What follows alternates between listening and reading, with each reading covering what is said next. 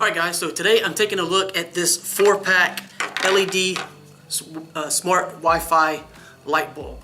And these are constructed well. You can see the housing here. I've had some in the past on some LED lights. I don't remember if they were smart or just typical LED lights, but the housing that holds the diffused portion would actually separate, so it was a little bit of a problem. These don't have that problem. They do get a little warm, but they don't get hot. Most of the lights get warm, so it's not an issue. So other than that, these are 600 lumen, 7 watt, and they range anywhere from 2700 Kelvin to 6500. So you're going to get a warm light or a cool light depending upon where that adjustment is. And they do ship in these packages like this, so they're very well protected. You have a little, basically, thank you for your purchase, and if you want to leave a review type card. And then you have, if you need support or if you just need to use the user manual in order to get these things functioning. And then this is the box that they come in, just so you can see. And there's the specifications. You can kind of maybe see that, but there's some information here. You can find out more information via the link, and obviously if you purchase these, you'll be able to see that too.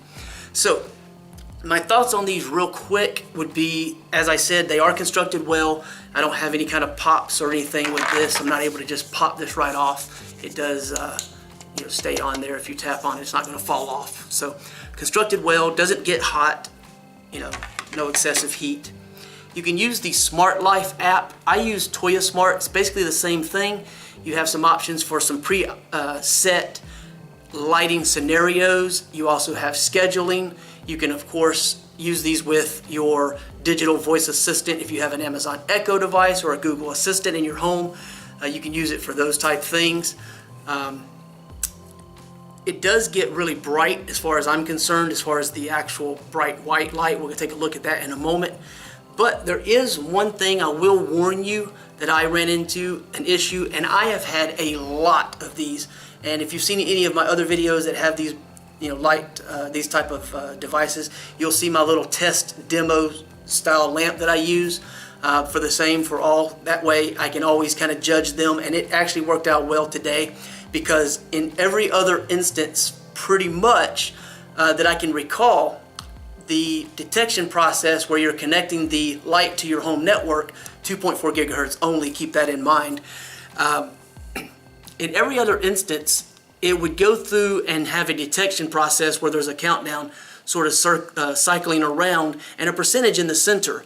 And every time it would probably 15-20% or so, somewhere in that neighborhood, it would go through that detection and it would pick it up and it would just add the device successful. I could control it through my network, through my automation, through voice and whatnot. The problem I ran into with at least this specific light is it would hit about 7% every single time.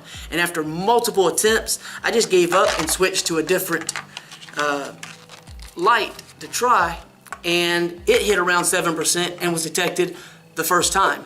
This one, after, 4 or 5 times, never detected. So there is a possibility that the detection is going to be problematic. Now, I'm using the same phone, the same network, I'm in the same exact location, the same lamp, the same outlet. I mean, everything is identical and replicated except this. And then when I changed from this to the other one that you're going to see here in just a second, it worked fine. So out of 4, there's always a potential you're going to have some that do and some that do not work, is my thought. So that's a little bit of a concern, because I've done this enough times. I have a lot of these, and I have a lot of smart home devices, and I've always worked in the tech industry in the past when I was working.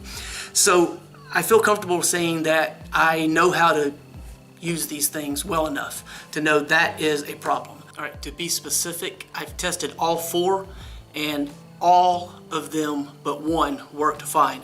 First attempt, within seconds, connected, functioned as expected, no issues, no problems.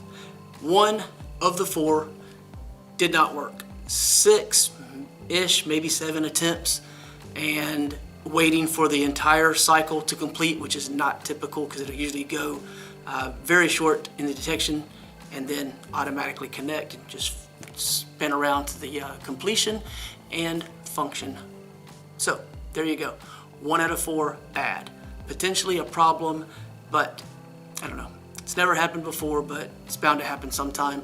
Keep that in mind. And that may be a problem for someone. All right, so instead of a fancy transition, we're just gonna turn the camera right now. All right. So you can see the light here and the phone here. So let me turn this on. All right, so as I stated, I am using the Toya app. Now, the interface is going to be slightly different, but essentially you're going to get a lot of similarities between the apps, especially if you're using the Smart Life app. It's basically the same thing. So with this, you can actually turn it off and on via this little button right there, the little green you can see, but instead we're just going to actually open it up. Touching the actual icon there is going to turn it off and on. If we hit down here on the bottom, it says white mode. We also have options for brightness, and it says color temperature, I believe. Yeah, color temperature. So if I hit the brightness, I can knock that down, but this is a very bright light, so that's pretty cool. And obviously, you can dial that in wherever you choose, get that sort of orangish, soft sunlight style glow. Bring that back across. Now, if you hit up here, you'll be able to edit the name, look at some of the specific device information. You can also deal with integration into the smart devices. So if you have your Amazon Echo and such, you can do your updates, check the network, and set the offline notification options. Excuse me. So you've got a few different options there. But back to the main interface, if I hit down here, down at the bottom you're going to have the white mode option, the color mode option, the scenes, and the schedule. Obviously with schedules you can go in here and add this, have it turn off and on different times, different situations. So if you go to bed, wake up at the same time and want a light to come off and on, or if you're out of town and you want to set up some randomized schedule and all, you've got some different options here you can play with adding that. I don't tend to use that very much. The scenes, what I spoke about earlier, the predetermined color variations, for example, you can go, through this list and choose it, or what probably most people are going to do is either the white, where they can choose the brightness and the color temperature to get that soft orangish glow, or that bright white, it's almost a blue, and then the color mode, which gives you those same options. You can dim it up and down, change the brightness. Over here you have the saturation. So if you start playing with the saturation, you're going to get different hues. And then the brightness here, you turn this down so it's not so bright. And if I can get my finger on it, there we go. I was missing it just slightly, but obviously you can just dial in, excuse me, dial in the color temperature, the color that you actually want, and then you can also turn it off and turn it on. So it's quick and responsive. So as a whole, another seamless transition, not really.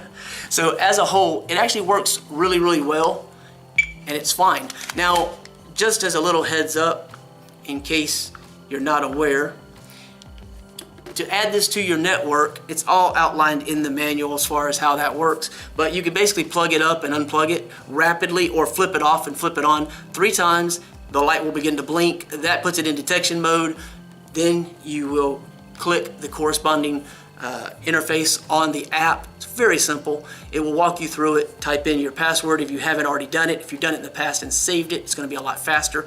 And because of how short the detection period is, my tip to you is definitely add a device to the app first if you have one available. If not, good luck. Hopefully you will have no issues, but detection is very, very quick, so you will have to go fast and type that in quickly. So that's pretty much it. I just wanted to share that with you really quickly. At 7 watts of power, you're not going to use a whole lot of power, and they should generally last quite a long time. Most are rated for like 50,000 hours of use, which is, I think, the equivalent of 20 years, depending upon of course, how much you use it per day, but that's with an average. I don't know the exact number. But yeah, LED, low power, long life, and because it's a smart Wi-Fi type LED, you have nice options available. So if you want to find out more about this, check out the link below. Just keep in mind that the possibility of having detection issues is there with these, and I've not seen that with any others that I've ever had. So it does concern me a bit. Okay? But I don't know, your mileage may vary. Check out the link below to find out more. Thanks for watching.